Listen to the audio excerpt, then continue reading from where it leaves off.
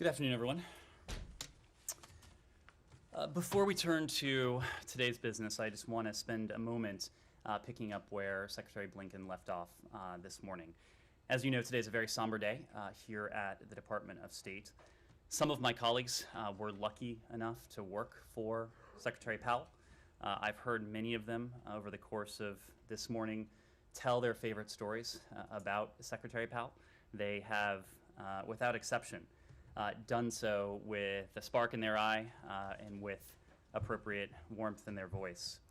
All of us here are fortunate enough to work in an institution that Secretary Powell has shaped, and one that continues to reflect his tremendous legacy. Speaking for myself, as a child of the late Cold War and the first Gulf War, I remember thinking there could be no leader bigger, no leader greater than someone like General Powell, whom we now know as Secretary Powell, at least in this building. He was an inspiration to not only my generation, but many generations of America. Americans across this country are lucky enough to have experienced a trailblazing leader with integrity, with character, perhaps most of all, with decency. And this institution and this country are better off because of Colin Powell, whom we all miss very dearly. Now turning to today, the United States welcomes the opening of the Syrian Constitutional Committee's sixth round of negotiations today in Geneva. We stand firmly behind UN Security Council Resolution 2254 and UN Security Special Envoy Peterson, who brought the co-chairs together in advance of the Constitutional Committee for the first time yesterday. It is essential that the Syrian regime and leaders of the opposition engage constructively in Geneva, consistent with the political process outlined in UN Security Council Resolution 2254. The Syrian people deserve nothing less after more than a decade of war. And with that, I will be happy to turn to your questions. Matt, do you want to start? Yes, please. Thank you. A couple of brief ones. On Russia and NATO, you, I'm sure, have seen that they have suspended their office, their liaison office with NATO in Brussels. And I'm wondering if you have anything to say about that. And if you don't, or if you don't care, that's fine. But do you have any reaction to them also closing down NATO's office in Moscow? Well, we would refer you to NATO for further information, but we do note that NATO recently withdrew the accreditation of 8 members of the Russian mission to NATO who were serving as undeclared Russian intelligence officers. NATO's policy towards Russia remains consistent. It has strengthened its deterrence and its defense in response to Russia's aggressive action, while at the same time leaving the door open for meaningful dialogue. That continues to be the case. Okay, so no specific reaction to them suspending or closing down the office in Moscow? Nothing beyond that. that. Secondly, do you have any comment on the bombing in Tigray by Ethiopian planes? Well, we've seen these reports of an attack on the capital in Mekelle. We are in the process of looking into them. We, broadly speaking, do remain gravely concerned by what has been escalating violence for some time. That includes the expansion of fighting in northern Ethiopia and in regions throughout the country. And of course, the growing risk that fighting poses to the integrity of the Ethiopian state. Not only does it pose a risk to the state, it undermines critical efforts to keep civilians safe, and importantly, to deliver humanitarian aid to Ethiopians who are in dire need of such support. We urge all parties to end hostilities immediately, and for the Ethiopian government and the TPLF, the Tigray People's Liberation Front, to enter into negotiation without preconditions toward a sustainable ceasefire. We continue to believe that a sustainable ceasefire will help establish conditions for a dialogue that is credible, a dialogue that is inclusive, and to find a political settlement to the longstanding political grievances that have led to the conflict. Moreover, as we've said before, the government of Eritrea must immediately and permanently withdraw its forces from Ethiopia, consistent with the comments already made by both Ethiopia and Eritrea. Can I ask one more on Ethiopia? Sure. The executive order on sanctions went into effect weeks ago. What is the administration waiting for to impose sanctions under that regime? Well, we have been very clear that we are prepared to use every tool at our disposal until and unless the various parties change their course. Obviously, the executive order that went into effect in September, I believe it is, does afford the U.S. government an important tool to hold accountable those who are responsible for the violence, those who are responsible for the suffering of the Ethiopian people. We are absolutely prepared to use that tool and other appropriate tools as might be appropriate. Himer. Ned, on Iran, I wonder how the United States view Iran's request for a meeting in Brussels with EU officials to discuss the draft text from June. Do you think this is a way of them trying to slow roll you? Well, to be clear, we do not think it is necessary. We are together with our allies and partners in the P5+1 of the same mind that negotiations in Vienna, a seventh round of talks between the P5+1 and Iran, indirect in the case of the United States, should resume as soon as possible. We have been very clear at that. The destination we seek is in Vienna, not an intermediate step in Brussels. Of course, we understand that Mr. Mora recently is in Tehran, certainly appreciate the efforts of the EU to engage in this dialogue on behalf of the Joint Commission, on behalf of our allies and partners who seek the same goal. And that is a mutual return to compliance with the JCPOA as negotiated in Vienna.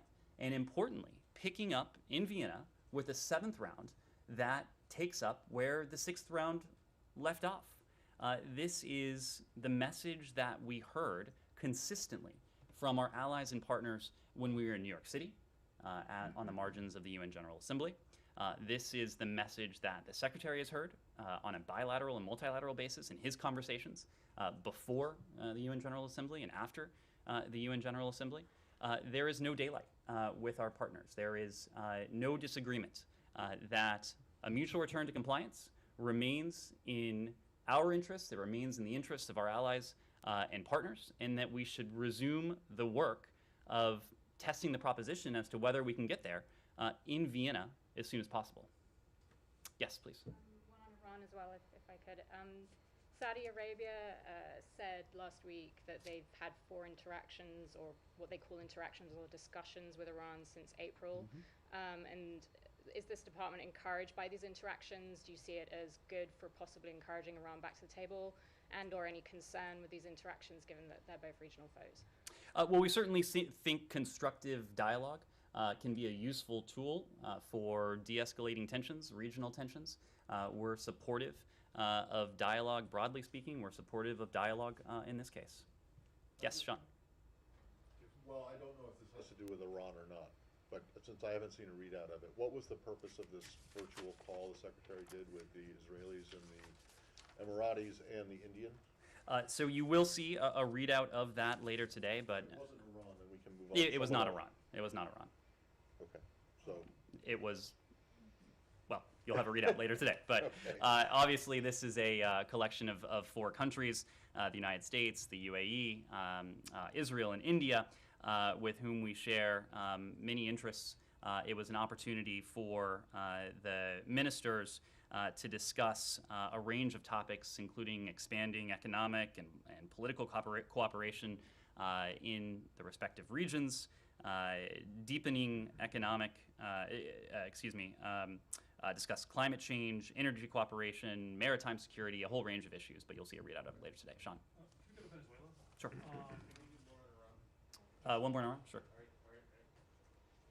Would you say that the administration is sort of growing increasingly pessimistic that Iran even wants to come back into a deal? Are you preparing now for the possibility that this whole thing might just fail and it's time to move on to not necessarily a plan B or other options, as the secretary put it, but a new policy prerogative, and declare sort of the death of the return of the JCPOA? Well, to your question, Nick, look, we're not optimistic. We are not pessimistic. We are clear-eyed, and we are taking into account precisely what we are hearing from the Iranians, what we are not hearing from the Iranians, what we are seeing from the Iranians, what we are not seeing from the Iranians. We are in the midst of watching closely as the Iranians, it seems, form their own consensus as to what path they would like to choose. We are engaged in ongoing consultations with our allies and partners. As you know, Rob Malley is now in the Middle East. He has just concluded a set of good meetings in the UAE. He'll be going on to Qatar, to Saudi Arabia as well during this trip. But look, we have been very clear, and we've been clear for some time now. This is not an exercise that can go on indefinitely. The Secretary made this point on the 8th floor of this building last week when he was with his Emirati and Israeli counterpart. We continue to believe that there is a path for diplomacy. We continue to believe, as I said before, that a mutual return to compliance with the JCPOA, one that is diplomatically negotiated, is the best and most effective means at our disposal to see to it that Iran is once again permanently and verifiably prevented from ever obtaining a nuclear weapon. But of course, diplomacy, like many things in life, it takes two. And we have not heard those messages. We've not seen actions to date that are all that comforting when it comes to what the Iranians might seek in the near term. But of course, the door remains open. All the while, you heard this from the Secretary, you heard this after National Security Advisor Sullivan's meeting with his Israeli counterpart on October 5th.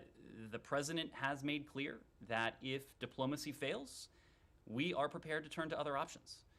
And this is part of the intensive consultations that we are undertaking with our allies and partners in the region and beyond. Yeah. Can I just ask a quick follow-up? What do you make of the fact that it now looks like Iran is exporting about 1 million barrels of oil a day and seemingly has no sort of financial incentive to come back to negotiations? The economy is doing better. It's gone back into positive territory. The currency is no longer in free fall. It feels like sanctions enforcement has tailed off, and really there's no leverage, economic leverage, despite the sanctions that the administration has in place to compel them back to the table.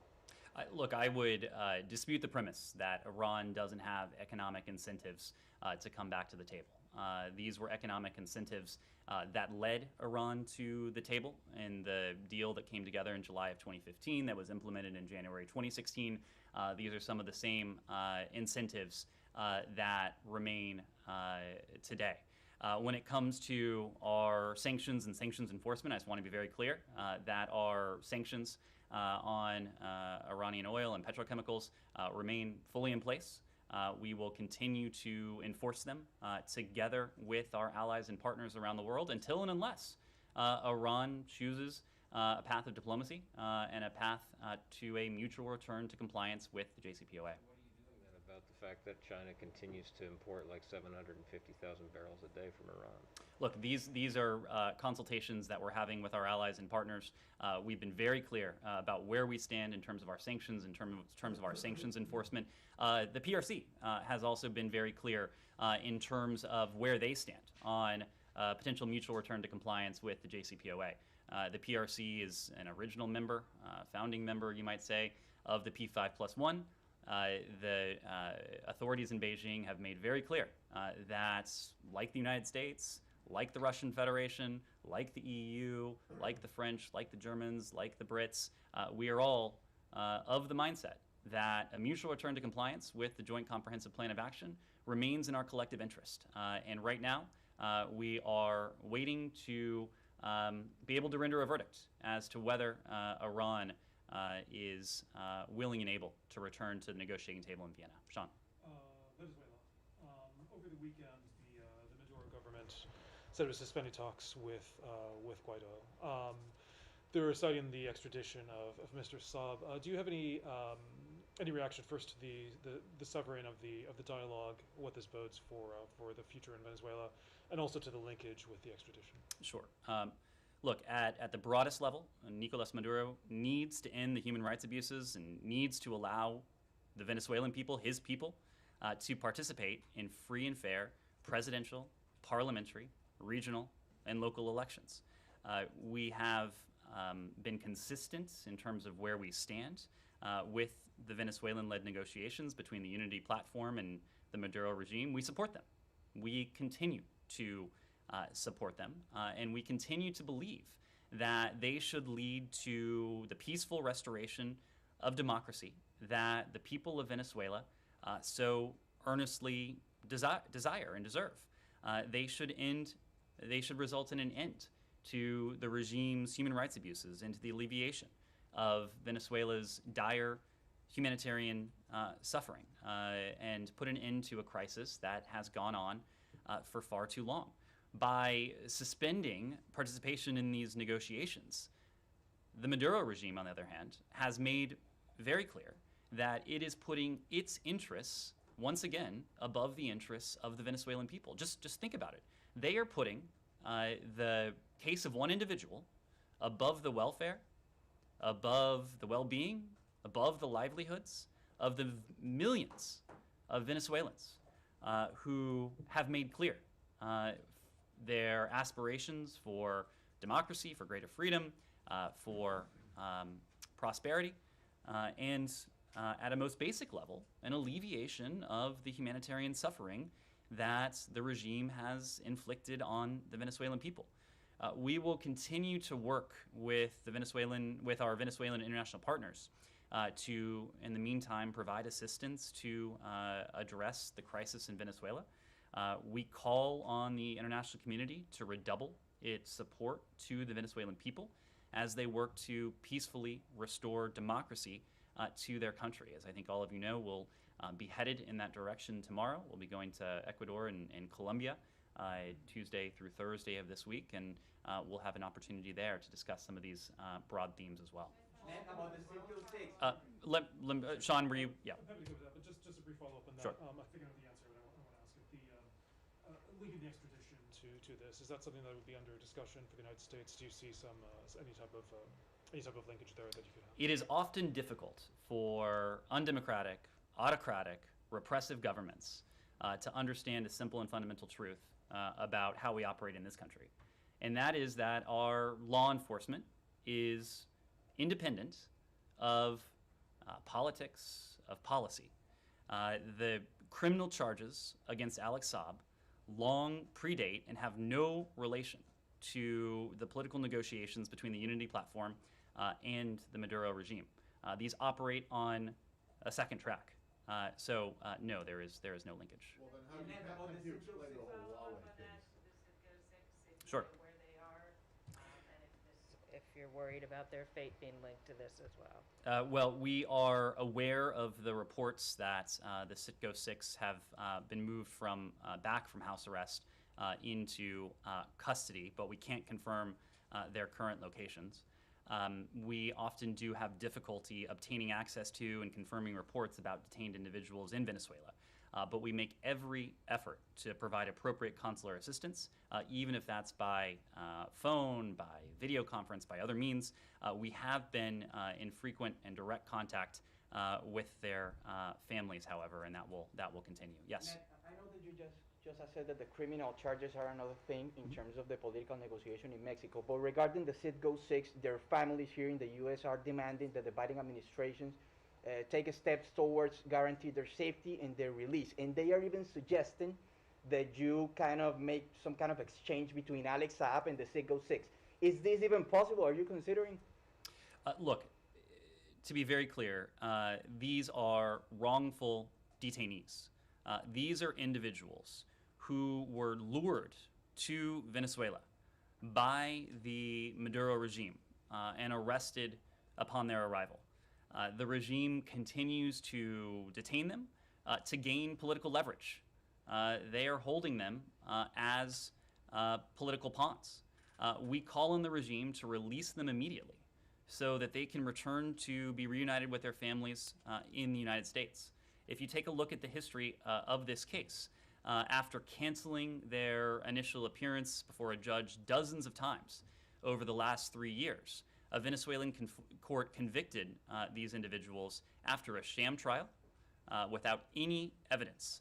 Having already spent 4 years wrongfully detained in Venezuela on these specious charges, they should be immediately and unconditionally released. We have spoken many times before about the practice, the heinous practice of arbitrary detention of individuals, of holding individuals on trumped up charges, putting them through sham trials, refusing to afford them real due process.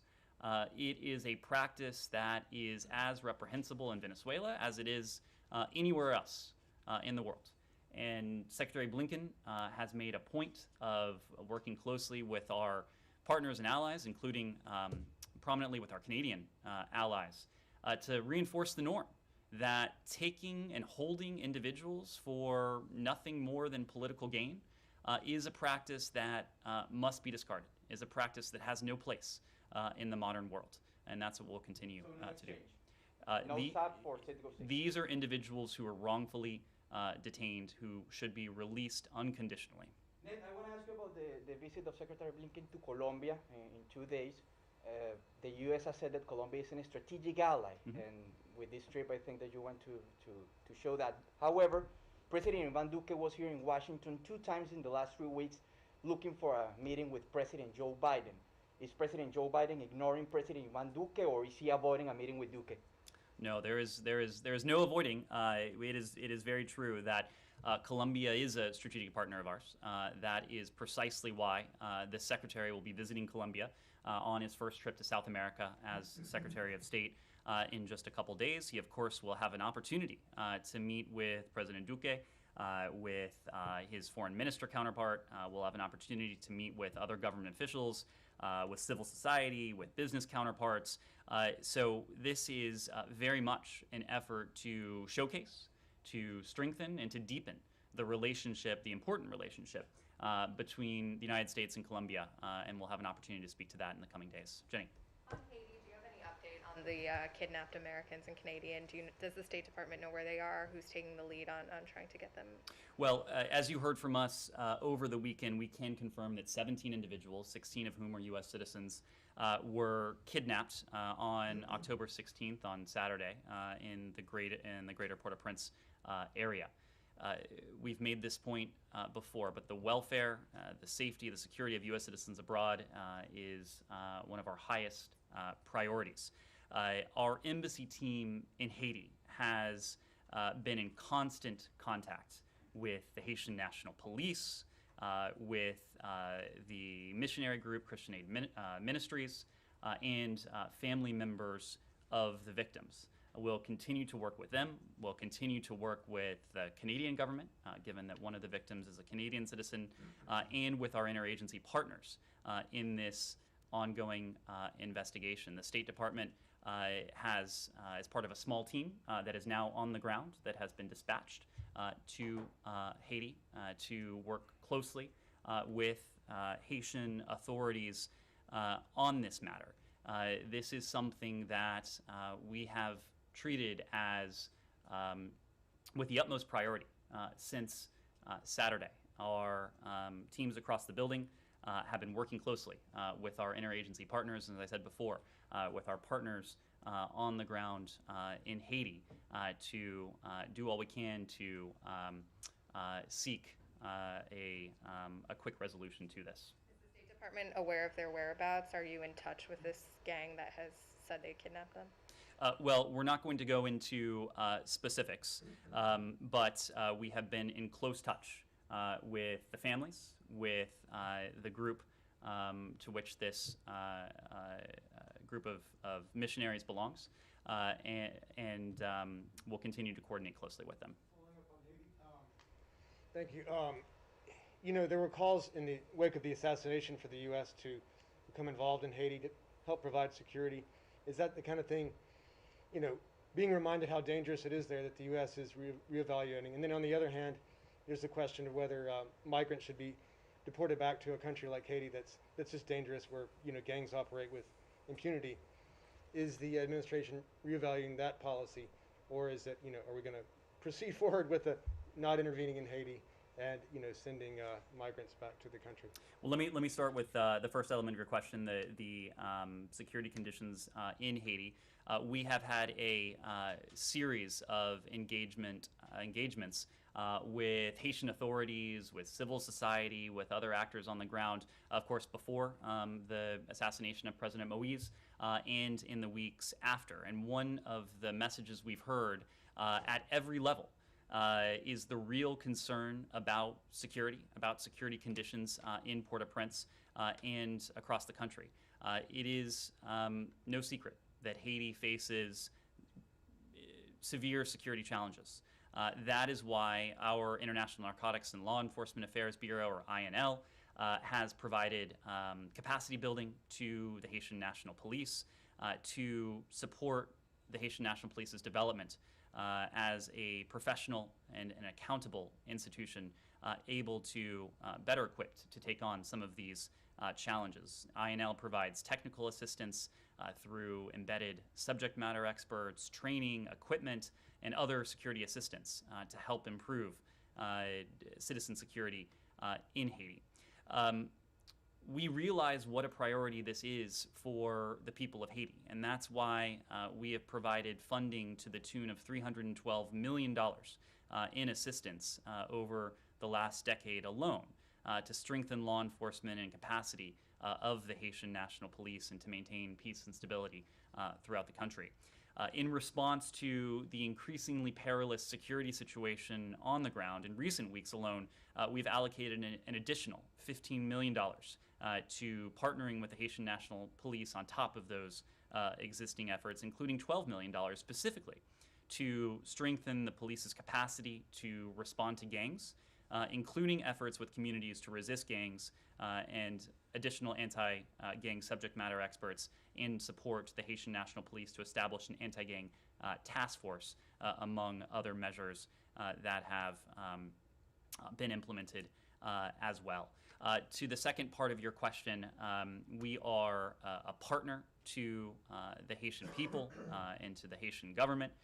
We remain committed to supporting the Haitian people during this especially difficult time. We have been clear, we've been resolute on that, both before the killing of President Moise and of course in the week since. It is important to us that we're doing all we can, we continue to do all we can to provide assistance that supports and promotes stability, resilience, health, and safety for Haitians at home. And in accord with that, we've provided $5.5 million in assistance and support to support the reception of Haitian migrants returning to Haiti. This is administered by USAID, and it supports several aspects of the International Organization for Migration's ongoing efforts to provide immediate reception services for migrants returned to Port-au-Prince and Cap Haitien. When it comes to our immigration policy, U.S. immigration law remains in effect. Migrants arriving by irregular means and without a legal basis to remain are subject to removal under U.S. law. We are committed to supporting safe, orderly, and humane migration throughout our region. And we're engaging with partners throughout the migratory corridor in the region to underscore our shared responsibility for helping to manage migration, knowing that what happens in Central and South America, what happens in the Caribbean is of collective interest to all of us. It is part of the reason why Secretary Blinken is eager to take part in a ministerial this week when we travel to South America, precisely on the challenge of regional migration. It is a follow-on discussion in some ways to the ministerial that we attended in Costa Rica earlier this year. And we've had any number of opportunities, including recently in the General Assembly with some of our regional partners, to discuss how together as a hemisphere, as partners and allies throughout that hemisphere, we can work together to manage migration, and how the United States can continue to develop a partnership, including in the Northern Triangle, to provide opportunities for individuals in their home countries. The right to remain is what one of the participants at the SICA ministerial called it. Making sure that those throughout the region, whether that's in Haiti, whether that's in the Northern Triangle, whether that is in any other country in our hemisphere or beyond, that individuals who might seek or aspire to seek a better life somewhere actually feel the promise and the hope and the potential within their own countries. And that's precisely what our partnership with the region is all about. Yes? Secretary Powell is being remembered for many significant achievements today, but do you think that his reputation on the world stage is at all diminished by him garnering support for the Iraq War from allies like Australia based on poor intelligence? Secretary Powell is remembered in this building, in this country, and I think around the world as someone who exemplified the utmost integrity, character, and decency in all that he did. Secretary Blinken made the point today that he was a man of ideas, but he wasn't ideological. And in that same vein, he was someone who could admit when he was wrong. And I think he is someone whose example really exudes leadership. When you think about a leader and you think about the qualities, whether that's in a military leader, in a leader within this institution, a leader within our body politic, I think we would all do well if we were able to emulate what General Powell, what Secretary Powell exemplified in this country and on the world stage. Please. Ned, so on Turkey, President Tayyip Erdogan on Sunday said United States had proposed the sale of F-16 fighter jets to Turkey. There was a recent request that was sent up that you guys did not comment on, but it was sent up in return for Turkey's investment in the F-35 program. So can you confirm the president's comments that it was indeed this was a proposal that was coming from the U.S. side?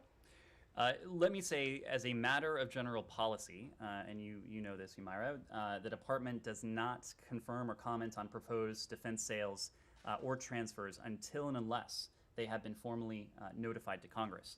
When it comes to Turkey, we strongly value our partnership with our NATO ally Turkey. It's an important NATO ally. We have long-standing and deep bilateral ties, and Turkey's continued NATO interoperability remains a priority. Now, when it comes to the issue you raised, I will say that we remain, the Department of Defense, I should say, remains in consultation with Turkey on an F-35 dispute resolution. Turkish officials have publicly acknowledged their interest in purchasing F-16 aircraft. We would refer you to the Turkish government to speak to its defense procurement plans. What I can say is the United States has not made any financing offers on Turkey's F-16 request. Okay, so let me elaborate just a little bit on that. Has the United States encouraged Turkey at any of its consultations to submit that request for F-16? As I said, the Department of Defense does remain in consultations with Turkey on the F-35 program, how that dispute may be resolved. I'm not in a position to speak to that dialogue, but to be clear, we have not made any financing offers on Turkey's F-16 request. That means that the argument that President Erdogan is making, like we have paid this amount of money, U.S. never told Turkey that that is possible. What I'm saying is that the Department of Defense continues to be engaged in a dispute resolution mechanism with Turkey on the F-35, but I'm not going to prejudge the outcome of that. Is that technically possible? What President Erdogan is referring to, saying something like a store credit, we have paid this much amount of money, and now we want that. Is that technically possible? This is all part of a dispute resolution mechanism. Again, I don't want to prejudge it. I don't want to go into private conversations between the Turkish government and this administration, so I will leave it at that. Okay, final one. Given the Congress, given the bipartisan opposition, would the administration be looking at perhaps lobbying for F-16 sales to Turkey in Congress? Again, I think this goes back to my first answer, and that is we don't speak to any defense sales or transfers until and unless they're notified to Congress. Sure. On the F-16, so when you say that the U.S. hasn't made any financing offer, so you're confirming the request, if you're saying? Well, the Turkish government has made public. Has that been formally submitted to you?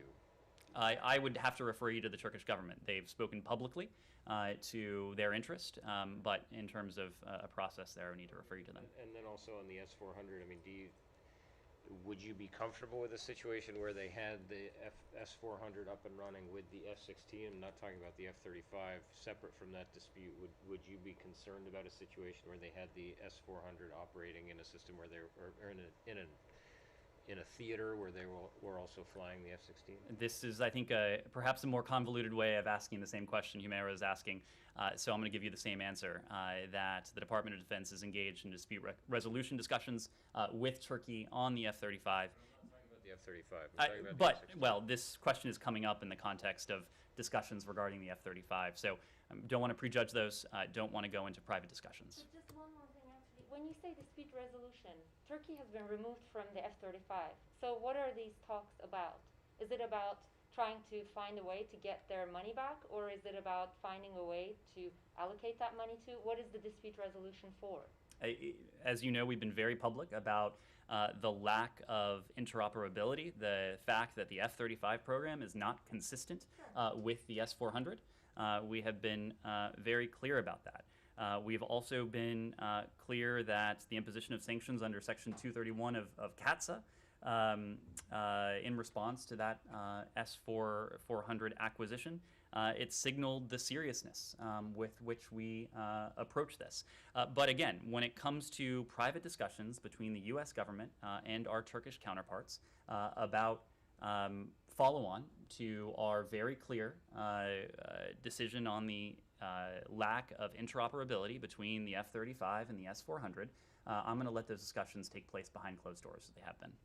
Yes? On China, the Financial Times reported this weekend that they tested a nuclear-capable hypersonic missile in August. Was the State Department aware of this test, and did it catch you by surprise as characterized in that article? Well, we're not going to comment, of course, on matters that may pertain to intelligence or the specific reference in the article you mentioned.